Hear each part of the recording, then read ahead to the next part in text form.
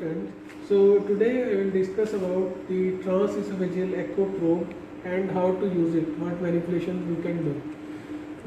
So transoesophageal echo nowadays it's quite useful. It is recommended by the AHA in the AHA guidelines as class 1 indication for any open heart surgery, any valvular heart surgery or some cardiology procedures like the closure of the LA appendage and ASD-VSD device closures, and even in some general surgery cases where it can change the outcome of the patient, in the patients with cardiac comorbidities, so it can be used.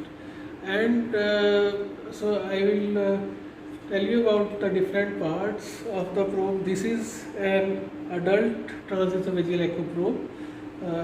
We also have the pediatric transoesophageal echo probe. There is slight difference, but more or less they are the same. So what are the different parts of this and how we can manipulate? So this is a transoesophageal echo adult echo probe. It has this handle or hand side.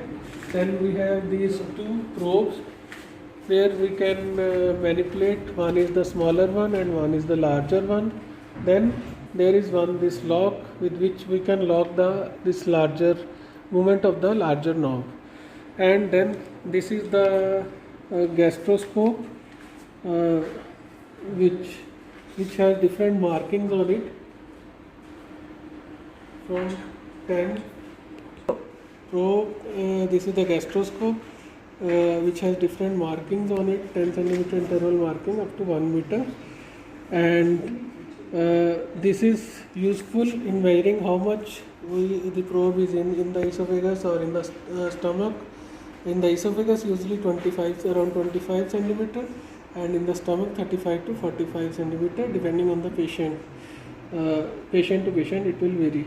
Then we have this tip which is movable, and here we have this transducer. This is the tip which is movable, flexible tip. So now how we can manipulate this? So what are the different movements of this probe? First we can advance the gastroscope inside the stomach and the esophagus, and we can withdraw. So accordingly which view we want.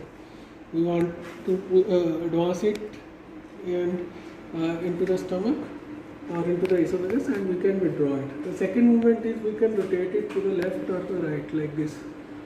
Manually we can rotate it to the right or the left. And the third is with the help of these knobs, control knobs, we can anti-flex or retroflex. So with this large probe we can do this. This is see this movement. This is anti-flexion and this one will be retroflexion.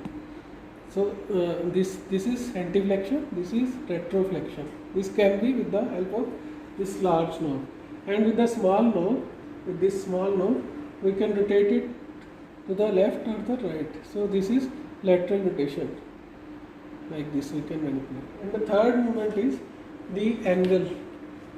The angle. Here we can change the angle of this. Increase the angle. So here we are increasing the angle. Angle is increased, so that will change the view. Or we can decrease the angle.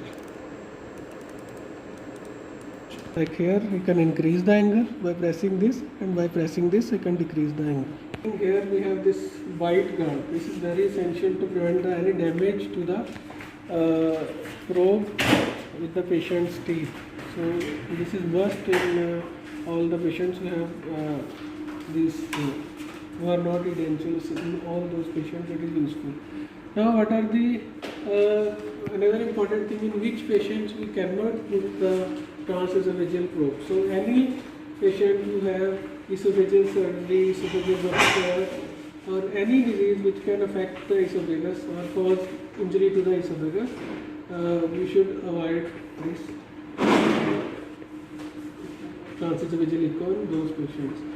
So in our subsequent videos we will discuss how we can put this in real time in the patient, and what are the different views we can obtain from this.